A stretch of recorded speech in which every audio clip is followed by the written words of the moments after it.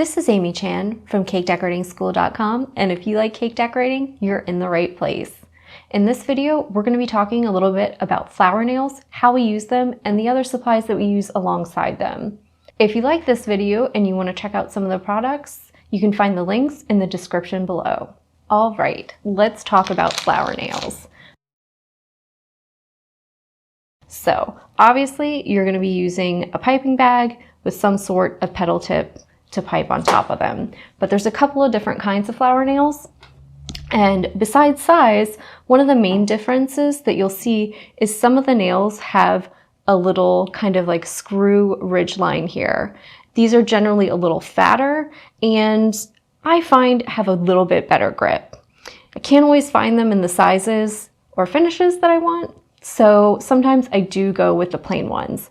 But which type you use is more about personal preference. So early on, if you don't really have any, I might recommend buying a set that's mixed so that you can use them both and see which one you're more comfortable with. And that way with future purchases, you'll know you're getting something that you're really just excited about using and is really comfortable, especially if you're going to be doing a lot of piped flowers. If you've never used one before, you want to be piping with your dominant hand. I'm right-handed, so my bag's going to be in my right hand and my nail is going to be in my left. But you can easily do this reversed. I generally line it up in between, right, the two joints on my finger, right? So right in the middle. And it's laying along the length of these three fingers. And I take my thumb and I'm going to use my thumb to push it to my fingertips. And then you're going to want to retract and continue pushing. And that gives you your spinning motion that's the opposite direction of the way you pull your bag, which means that your petals will lay on really, really nicely. If you're just starting out, working on how smoothly you push it to your fingertips can be a bit of a challenge. So sometimes I find before you actually start piping, if you're just binging a show and you sit there and you just roll that flower nail back and forth in your fingers for a good 10 minutes, 20 minutes, maybe a couple of times, it'll really help out. It's going to help you learn the motion, control your speed and your rate, which will make a difference in your finished products. So in addition to how the actual nail part is finished, there are a bunch of different sizes. So smaller flowers, smaller nails. Bigger flowers, larger nails. And you can see some of them are just plain on top, but sometimes you can get great ones that have little divisions marked on them. And these are really good if you're gonna do petals that have odd numbers. It'll help you get even spacing and equal sized petals. So those are some little kind of bonus features to look for on some nails.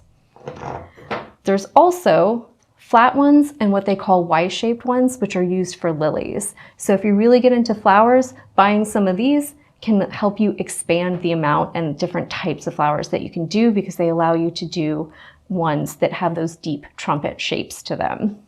So those are some different kinds you can look into getting. I always keep a little block on hand and you can purchase these, or if that's a bit of an expense right now, if you already have it or if you don't, craft foam is really cheap. I use them for my cake pops and also when I'm working with my flowers. And these already have some holes in them that I use for my cake pops. And you can see when I'm working on something, then I can put it to the side if I need to change my bag position, change bags, or just take a break. And if I've got something on there, I don't have to risk laying it down on its side and it potentially slipping off or falling off, right? So I'm gonna get to using this. I'm gonna use a little parchment square and I keep a bunch of these cut and in a bag ready to go. I'm just gonna put a little buttercream on the nail and I am ready to pipe. Right.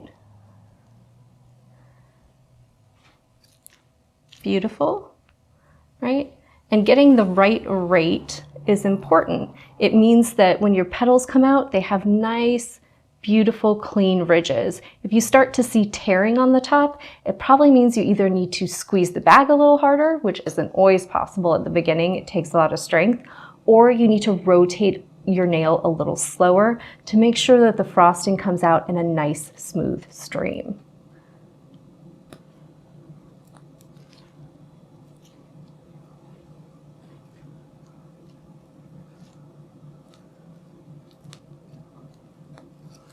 So you can see we have a beautiful rose. Since it's on this paper, I can just slide it right off. And I have a waiting little sheet tray. I just have a small one because I'm only doing a few flowers. If you're going to do a huge project and you need a lot of stuff, bigger tray. It's lined with some paper. When I'm done with these, I can put them in the refrigerator or the freezer, whichever you prefer. Freezer obviously sets them up faster, so they get nice and firm and they're easy to place on your cake. You can also, if you're using, say, a really firm medium like bean paste or something else that sets up really well at room temperature, use a flower lifter. And you can use this to place your chilled buttercream flowers or to lift your flowers directly from your nail. And typically it looks like a pair of little offset plastic scissors, and you're going to use it with those little prongs open, slide it under the flower to support it, lift it up, and you can place it directly on your cake. Right? You can see with buttercream, they get a little sloppy if they're soft, right? So generally, I like to do my buttercream flowers on the paper, let them set up, and then they're easy to place on my cake with either an offset spatula or your flower lifter. And this covers the most common equipment we use when we're using flower nails and the different sizes and kinds. If you liked this video and you'd like to check out more about the equipment and materials we use, or just some fun ideas for cake decorating, check us out on Insta or YouTube at Cake Decorating School. If you're interested in learning more about cake decorating and you'd like to sign up for yearly membership, check out our school at www.cakedecoratingschool.com. If you liked and are interested in any of the equipment in this video, there are links in the description below.